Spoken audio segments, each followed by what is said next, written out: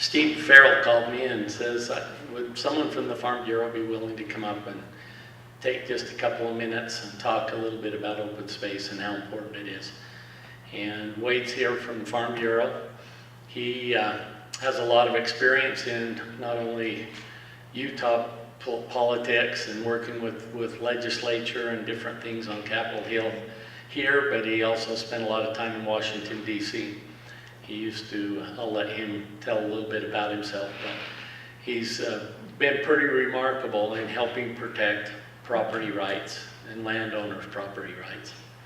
And that's probably the biggest thing. I am Wasatch County President, and I want to make just a plea to everybody who owns property and is involved, or you don't even need to own property, but have interest in seeing property and property rights remain so that farmers and people who want to run ag entities have the opportunity to do so. I would encourage you to become a member and be involved. Your money is well spent in helping to protect our interests. And as we're getting fewer and fewer in number, it's nice to have somebody who can help carry that ball. So with that, I'm going to turn the time to Wade. I'll let him just talk a little bit from his perspective, what we're doing tonight and how important it is and what you might be able to do to move forward. Thanks.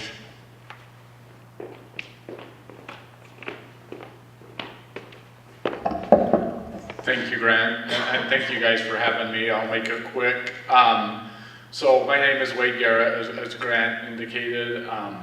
So for the first 35 years of my life, I had a pretty respectable careers, and then I got involved in politics about 11 years ago. I went to work for Congressman Jason Chaffetz, which represented this area. I worked in his Utah office for 9 years. I kid with the congressman, I actually worked there longer than he did because I closed the office down, so I was there until November. So I technically worked there longer than he. But I am just a farm kid from Nephi, Utah.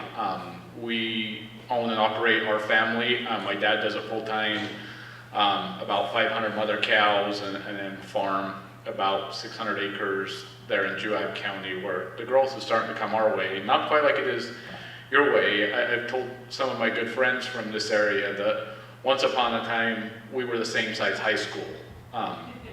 We've now moved to 3A, you guys went to 5A, so that's the difference. So we're growing, just not as fast. When I was a kid and we wrestled, and I was friends with Joe Kelly was one of my teachers who was a Kelly from up this way, and so I had a lot of relations with this area and spent a lot of time up here, and just the change is crazy. But as Grant indicated, Utah Farm Bureau, and where I work now, advocates for property rights and property owners and agriculture and agricultural way of life.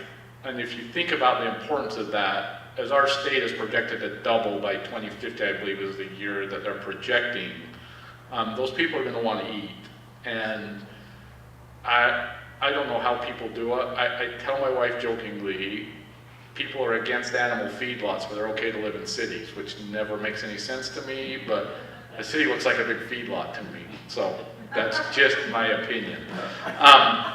So as we produce food, people want it locally grown. I think it's important, and that's where Utah Farm Bureau comes into play, is that protection. And I work diligently both on Utah's Capitol Hill and in DC. I'm just getting ready to make a trip again next week back there to lobby for the importance of property rights and the protection for that, so we can continue agriculture. And Farm Bureau believes strongly in property rights. I think that is one of our big beliefs, and the protection of those, and where needed, conservation easements and other easements to protect future agriculture.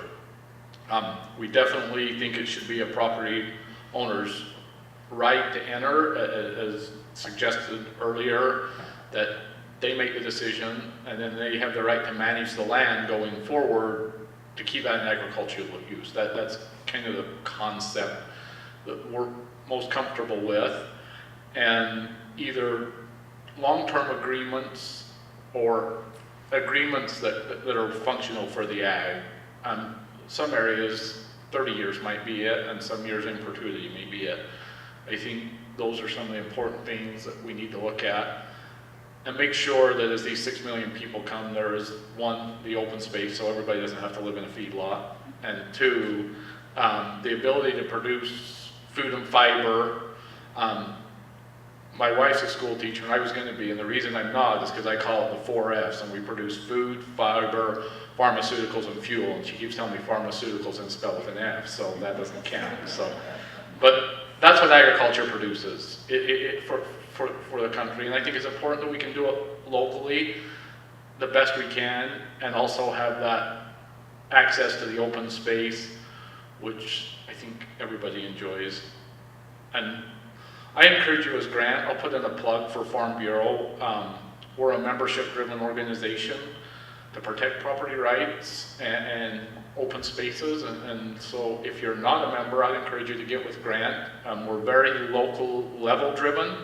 As Grant mentioned, he's our president on the Wasatch County level, and get with him and figure out ways that we can work together to protect some of what's left in Wasatch County. Like I said, unfortunately, you've lost some, but hopefully through this and through efforts made by you folks and the $10 million grant, we can keep some of that in production agriculture, which I think is so important.